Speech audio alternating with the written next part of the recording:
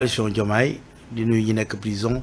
ñaanal leen yàlla ñu génn ñi nekk hôpitaux yi ñaanal leen yàlla ñu génn du ma fàtte mukk waa extérieur ñoom ñi nga xam ni ils ont beaucoup contribué à ce changement là di leen sargal di leen nuyu di wax ni nañu gën a taxaw am na yu jot a xew waaye loolu du dara ñu ngi may woo un peu partout par rapport à l'accueil de Bassirou Diomaye Faye fële ñu ni waa APR dañ fa fees ak waa Benno mais loolu yëpp c'est parce que les changements opérés amagul carrément les ambassadeurs sont toujours là les consuls sont toujours là alors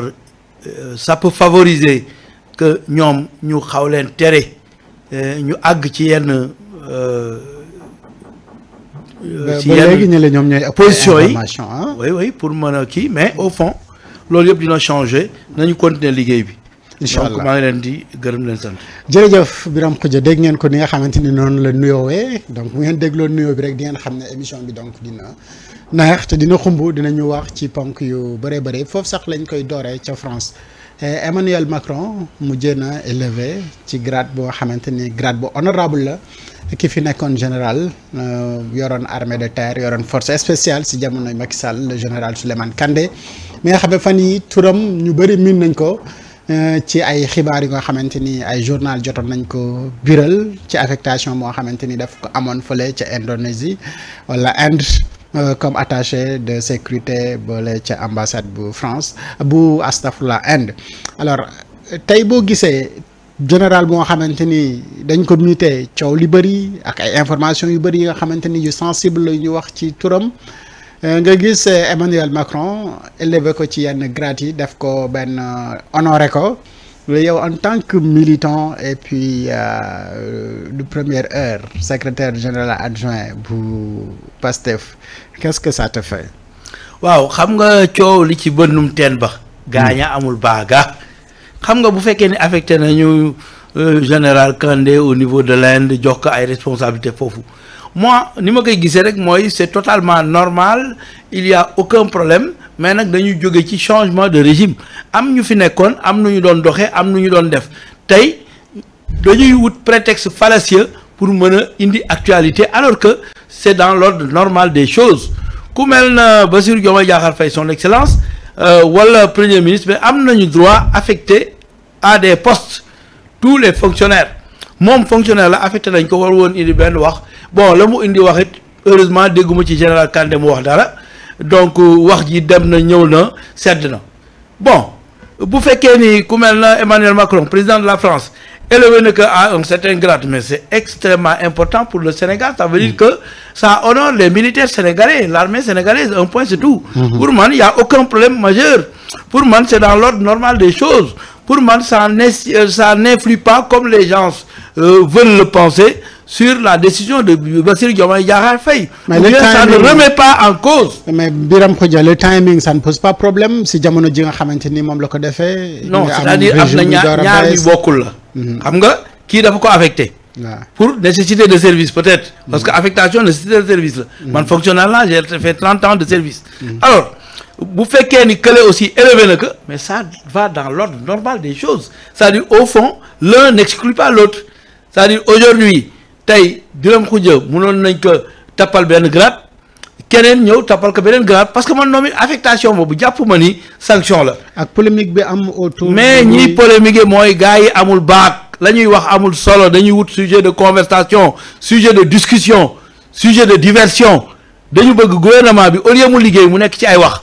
ñun taluñu wax liggéey lañu tal affectation boobu c'est totalement normal dégguñu armée bi wax ci dégguñu gendarmerie wax ci dégguñu police wax ci ñi ciy wax mooy ay politiciens bon nañu fexe rek ba lu ñuy wax ñu xam que ba bañ a influencer négativement sur la sécurité du Sénégal. Parce que yooyu problème c'est très sensible. Donc je vois en rien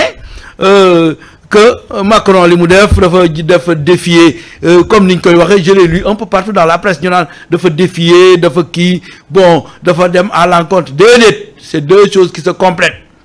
kii affecté na ko kii nommé na ko yenn xeltukat yi dañu juum ci seen analyse yi ñu non dañuy analyser analyse bu nga xam ne au fond dafay tëdde boor c'est-à-dire dafay favoriser wala ba déstabiliser ki nga xam ne moom wala analyse oppositionnelle c'est-à-dire analyse bu nga xam ne toujours dafay tirer vers l'opposition di faveur de l'opposition di tirer sur le pouvoir loolu il faut que ñu weesu ko il faut que ñuy def ay analyse yu objective man lu ma wax c'est clair net et précis. J'ai fait 30 ans de service le service militaire dañ leen di affecté donc il a été affecté en Inde dañ ko fa soxla yóbbu nañ ko selon lu nga xam ni Bassirou Diomaye Diakhar Faye ak autorité ñoo koy xam Birame Khoudia Lo du ko xam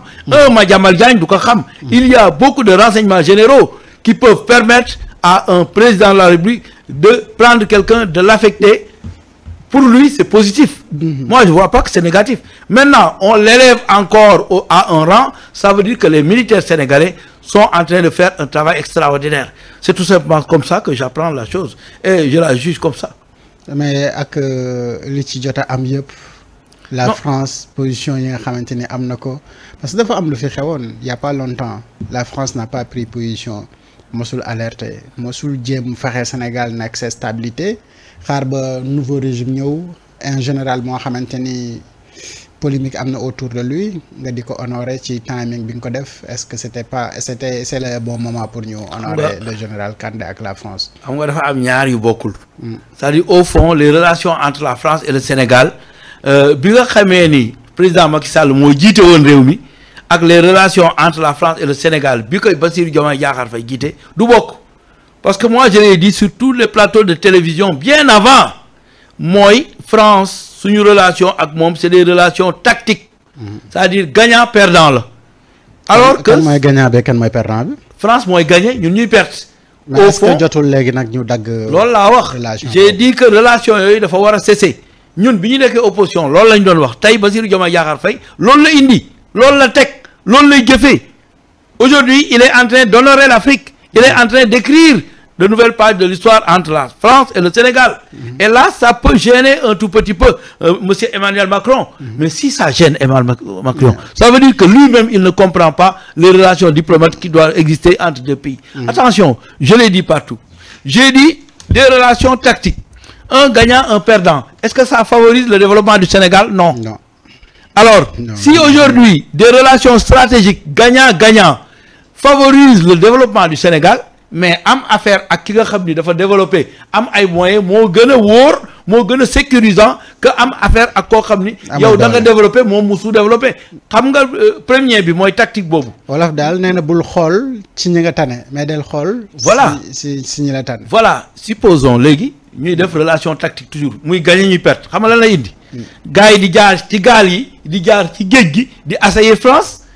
te loolu est-ce que dina indi sécurité ci biir France loolu yëpp mooy boo defee loo warul def dafay jaare feneen répercuter ci yow l'autre le disait on ne peut pas arrêter la mer avec ses bras bu fekkee ni defoo politique de développement wu Sénégal yow France